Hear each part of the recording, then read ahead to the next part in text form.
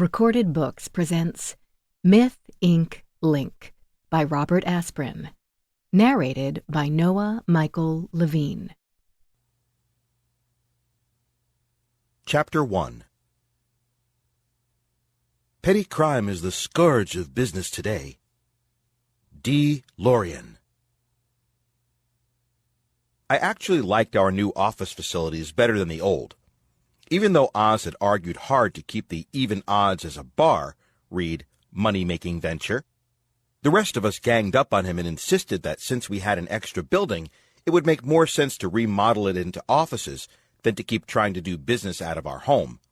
I mean, who really needs a lot of strangers traipsing in and out of your private life all the time?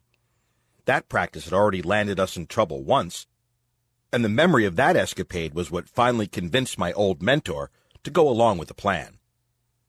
Of course, remodeling was more of a hassle than I had expected, even after getting one of the local religious temples to do the carpentry. Even working cheap, they were more expensive than I had imagined, and the hours they kept. But I digress. I had a large office now, with a desk, in-basket, daytimer schedule, visitor chairs, the whole 9 yards.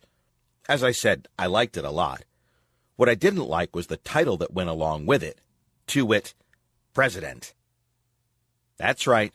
Everybody insisted that since incorporating our merry band of misfits was my idea, I was the logical choice for titular head of the organization. Even Oz betrayed me, proclaiming it was a great idea, though to my eye he was hiding a snicker when he said it. If I had known my suggestion would lead to this, believe me, I would have kept my mouth shut. Don't get me wrong.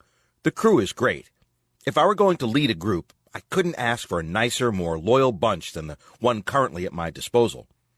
Of course, there might be those who would argue the point with me.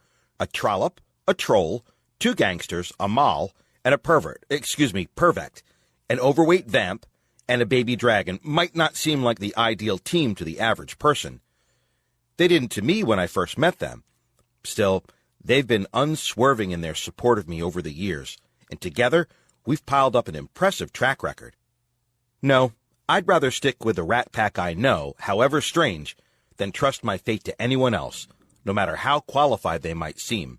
If anything, from time to time, I wonder what they think of me, and wish I could peek inside their heads to learn their opinions. Whatever they think, they stick around, and that's what counts. It isn't the crew that makes me edgy. It's the title. You see, as long as I can remember, I've always thought that being a leader was the equivalent of walking around with a large bullseye painted on your back. Basically, the job involves holding the bag for a lot of people instead of just for yourself. If anything goes wrong, you end up being to blame. Even if someone else perpetuated the foul-up, as the leader, you're responsible. On the off chance things go right, all you really feel is guilty for taking the credit for someone else's work.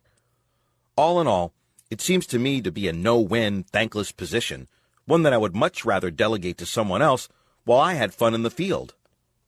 Unfortunately, everyone else seemed to have the same basic opinion, and as the least experienced member of the crew, I was less adept at coming up with reasons to dodge the slot than others.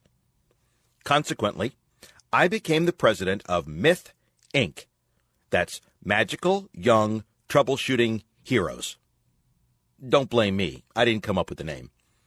An association of magicians and troubleshooters dedicated to simultaneously helping others and making money. Our base of operations was the Bazaar at Deva, a well-known rendezvous for magic dealing that was the crossroads of the dimensions.